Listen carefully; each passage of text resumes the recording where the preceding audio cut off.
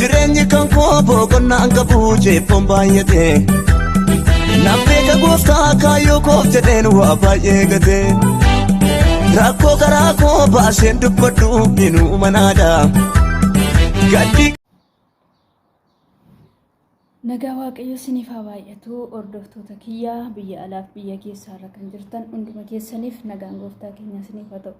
Akkam jirtu nagaa keessanii ana obboleettiin keessan baay'ee nagaa kootii waaqayyo inni nagaa koo nagaa keessan baay'ee galataa argatu. Namoonni maatii kiyya naaf hin ta'in subscribe gochuun maatii kiyyatti dabalamaan jajjabeessaa isiniin jedha fedha keessaniin akkasuma obboloonni koo share naaf godhaa warri share naaf gochaa turtanis galatoomaa isiniin jechuu barbaada. Har'a waan miidiyaan kun guyyoota lamaan kana oliif gadi oofaa jiru ilaalee egaa wantoonni kun wantoota deddeebi'anii ta'anii jechuudha. Deddeebi'aniiti kan ta'anii yeroo tokkoof yeroo lama qofa utuu hin taane waan deddeebi'iidhaan ta'udha jechuudha. Inni kun immoo ofiif balleessineetu nama koman. Nama komachuun dura dursine ofii keenya waan goonu sana itti yaadnee gochuu yoo goone kaanii miidhamne akkuma gaafa oksaadhaan goone sanaatti oksaa mana keessatti xumurachuu qabna. Maaliif akkanan jedhaseetanii maal asaasuu jennaan liqeessuu jedha Oromoon. Maal wacuu jennaan immoo liqii galchuu jedhu akkanatti beeka taratii wayii jechaadha.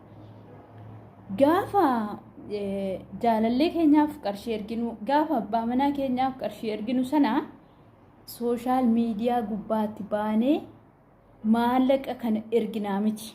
Ofii keenya jaalannee sammuu keenyaan mari'annee yoo cimee dhiyyaa keenya tokko lamaan mari'anneeti kan nuyi erginu jechuudha. Har'a garuu gaafa inni nyaatee nurraa galagalu miidiyaa gubbaatti baanee boonya. Miidiyaa gubbaatti baanee barakiinaa dhugna. Maaf ta'a kun? Ofiin gad of xiqqeessinaan malee maaliif utuu kan shee harka isheetti qabattee kan kee harka keetti qabattee kan koo otoon harka kootti qabadhee maaliif namni nagatee deema?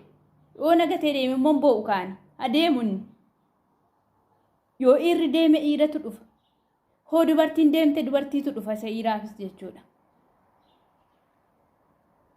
Biyya lafaa kanarraa nama sana yoo abdee jireenya abdamteeti. Jireenya hancarraa kee waan isii kaa inumaa jiraatta. Garuu gaafa barakiinaa dhudduu illim jettan duuta. Namummaan si wajjin duullee hin jiru. Haati si deessituu boosseetu ilmii baafattee yookaan reeffi kee galee si owwaalti yookaan akkanumaan hafa jechaadha. Kana keessatti nuyi shamarran ofiif dogoggorree nama kumanna. Ofiif balleessine. Ofiif balleessinaa nama kumanna. Baanee jechaadha. Baanee nama kasasna. Inni mana keessa taa'a. Waggaa tokkoon isa qallaba. Jaamaadhaa ijaan qabu yoo ta'eeyyee ijaan qabu argeen hojjetu. Waaqa birattuu naa gaariidha yoon qallabe. Inni mana keessa taa'ee waggaa tokko qallabee waggaa lama isa qallabee bor gaafanni nama ta'ee bayyana ta'e gadi ba'ee karaa biraa jaallatu immoo qoricha dhugaan ofii koof. Maaliif ta'a kun? Kaleessamaa waggaa tokko isa qallabdi. Mucaan kun qaama hir'uu miti. Harka cabeera miti, miila cabeera miti. Kana hunduma gootee baatee as baatee alaa arsii alaa eessa nurraan eegamu. Dhugaa waaqayyo nurraan eegamu. Maaliif har'a miidiyaa gubbaatti baanee kaleessa eeggadda waa'ee qabsoo waan beeknu hin qabnu. Akkanumaan keessa galee waa'ee qabsoo laaquu waa'ee gandaa wal qooduu laaquun waa tokko faayidaa nuuf hin qabu. Har'a mucaan kun ofiif jaallatte ofiif mucaa kana fidatte garuu har'a gandaan nama arrabsaa irti baatee jechuudha. Gandaan nama arrabsuun barbaachisaa miti. Shamarran Arsiisaa fudhattu, shamarran Shawaasaa fudhattu, kan Wallaggaasaa fudhattu ofittiin hiidee aqee gaafannaan. Nama kana kallattii ittiin araarfattu barbaaddachuudha qabdi malee har'a gaafa gandaa wal qooduu miidiyaa gubbaatti ba'u Oromoo gargar cabsuu isa Wallaggaaf isa Shawaaf isa Arsii akkanatti gargar cabsuun waan barbaachisu. Waan manaa baaneef beekuu qabna. Kaleessa gaafa biyya keessa jirru nuti anarraa kaasee caammaa geeddaran hin qabnu kophee. Har'a garuu gaafa kopheen keenyaaf urshan ta'e iddoo kaane sana daganna. Iddoo kaanee dagannee dhiira maallaqa nyaachisuutti ofnaa jechaadha. Nuyi yoo gad of buufne nama biratti yoo gad of buufne gaduma buuna jechaadha. Yoo immoo gatii keenya ol kaafne oluma kaana. Sangaa abbaan gaafa isaa cabsu ormi jajaamsaa jenna. Ati of tuffattee isa jala siqxee waggaa tokko manatti saqallamnaa maa si'iseen deemne sila si'isee deema malee si'isee deema. Garuu jechoota mucayyoo kanarratti dudubbataman gaafa miidiyaa irra ilaalamu garaa nama nyaata nama gaddisiisa. Ofii keef mataa ofirraa filuu wallaalte ofii keef filaa waggaa meeqatu rifeensa keessan baasiin teesse dhiirri na isee deemee komatta. Kosii akkasii maatti go'a sila jedhu miidiyaa gubbaatti suuraa ishee laxxafanii jechuudha mucayyoo kana. Ishiin baatee mannaa miti kan hammi kun arrabsoo namni kun kan kufu anaa kan baduu wayyaa kooti gabaan hammaan natti kofaltii jedhan namichi. Kan bade kan abde haqa ishee garuu sababa ishiin baatee nama arrabsituuf namni immoo ba'ee ishee arrabsa jechaadha. Otoo achumatti sukkuumatte otoo ishee dhukkubu sukkuumatte otoo obsite manichuma keessa jirtu keessatti dabarsitee boossee imimmaan ishee sooftii fudhattee akkana xaragatte otoo teesseeraatti kun hundi hin jiru. Gana furmaata argachuu fala argachuu otoo hin taane arrabsoo argachuu. Gaafa isheen baatee dhalaa Arsiin irraa fudhatee jettu warri Arsii asiin ka'ee maal ja'a ishee arrabsaa jira. Inni kaan rifeensa kee waan ati filanneef si'isee deeme jechaadha. Kana hundumaa immoo eenyu godhe? Abbaatuuf ga'e. Nuyi har'aan shinti beeti namaa miiccu nama jijjiiruuf miti. Bor nama taana jenneeti. Har'a garuu namni kaayyoo malee biyyaa ba'een jiru. Har'a garuu gaafa lafa waan kaleessan argine sana gaafa arginu waan kaleessan lakkoofne sana gaafa lakkoofnu lafa kaanee irraanfanna. Lafa kaanee irraanfachuu keenya kan hundumaan hojjeta. Lafa kaanee irraanfanna. Maaliif kaleessa baay'een keenya ilmaan hiyyeessaati. Birrii kumaatamaan lakkaa jirru kana kuma kan lakkaa'ee muraasaa jechuudha gaafa biyya keessa jirru ana dabalate. Garuu lafa kaanee sana irraanfachuun nurra hin jiru. Waan manaa baaneef dagachuun nurra hin jiru. Maaliif daganna waan manaa baaneef? Dhiira miidiyaa irratti wal barree dhiira wajjin nama wajjin jiraannu amnee biyyaa baane guute biyya keenya keessa. Biyyaa baane waan biyyaa baaneef wallaalee maqaa meeqa dabalanna. Kuni Baangaaleetti heerumtee dhalaa biyya Arabaa maalitti godhu? Ishee Baangaaleen fuudhe. Ishee akkasii. Kuni biyya akkasii keessaa baasee fideen akkasuma go'ee nagatee deemee kan namni nuun jedhurraa kan nuun ofiin jechaa jirru caalee jechaadha.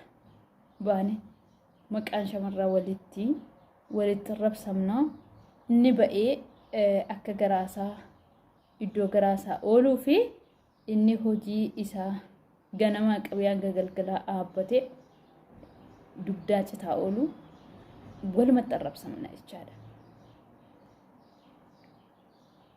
Maqaa fi harreetu karaa deema jaa Oromoo. Maqaa shamarran Arabaa qilleensarran oofinaa. Kun beela'ee kun dheebotee waa hedduu danda'eeti kan jiraatu. Kun dhibee kaleessan qabneen qabamee dhaabachuu hanga dadhabu hojjechuu hanga dadhabu irra ga'ee hojjeta. Kun garuu akkuma xannachi xiqqoon foon hedduu balleessa jedhamu namni tokkoof lama maqaa shamarran biyya arabaa keessaa ishee kaayyoo ishee baate maqaa balleessa. Ibbitiin ha'iira maallaqaa. Maaliif bitta maallaqaa? Inni illee sin bitiin ati illee hin bitiin.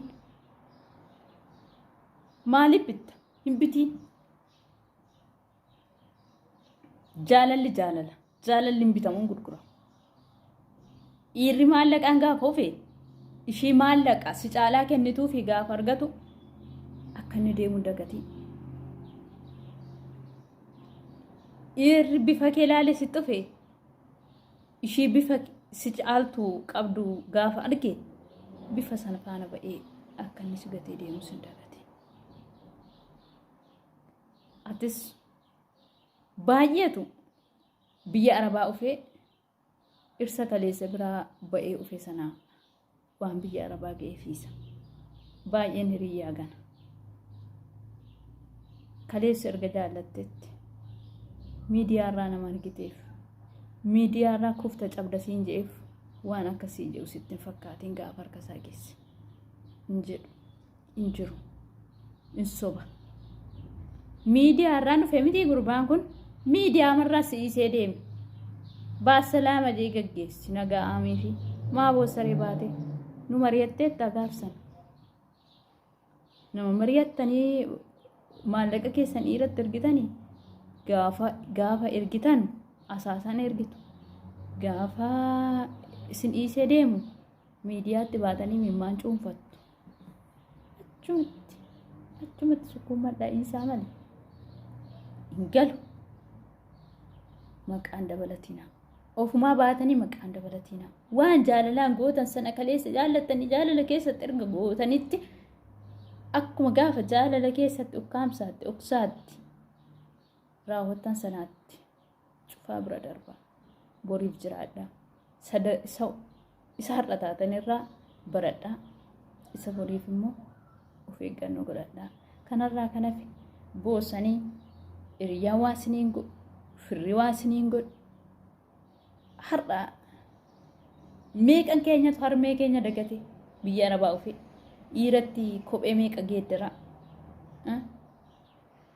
Dhiiratti jeensii meeqa geeddaraa leezerii meeqa tuffisaa. Harmeen keenya naxalaa baaqii uffattee kan gabaa deemtee warra du'aa deemtee iddoo kam deemtee kan galtu iddoo boo'ichaatti naxalaan tokko gabaatti naxalaan tokko kan ta'e meeqatu jira. Harmee miidhattee si deessee futuun ta'iin dhiira gandaa maallaqa nyaachise. Ancarraa kennaaf dhugaaf galte. Abbaatuuf maraa jedha boostii. Kanaaf of eeggadhaa. Inni arrabsamaa jiru arrabsame miti obboleeyyan kee warri haftan adaraa of eeggadhaa. Namas nuun arrabsiisinaa. Maqaan keenya walumatti shamarran biyya arabaa ishee sammuu hin qabne ishii baatee nama arrabsitu ishii baatee akkana taatu dhugaa waaqayyo waan akka miidiyaa kana gadhiisiin godhen jiru dhugaa dubbachuuf kan abbaan argee nutti hin dheekkamne gocha keenya guyyaa guyyaan kanaati argitee nutti hin dheekkamne kan obboleessi argee nutti hin dheekkamne kan akka miidiyaa kana jireenya gadhiisiin jiraachisee jiru. Baanee gaafa safuu cabsinee nama arrabsinu baanee gaafa jechan taanii walitti darban gaafa suuraan keenya oliif gadi maxxanfamu itoo abbaa faadha bira jiraanne akkas miti. Ofii koofan jiraadhaa maal narraa qabuu ofiin ofan danda'eeraa jenne. Meeqan keenyatti horiin gurgurame ofne meeqan keenya birri liqeeffannee ofne garuu waan manaa baaneef dagannee har'a meeqan keenyatu immoo bu'ee nama arrabsaa jira. Kanaaf obboloota adaraa kanas ni jiru maallaqa keessan dhiiraaf hin kennina.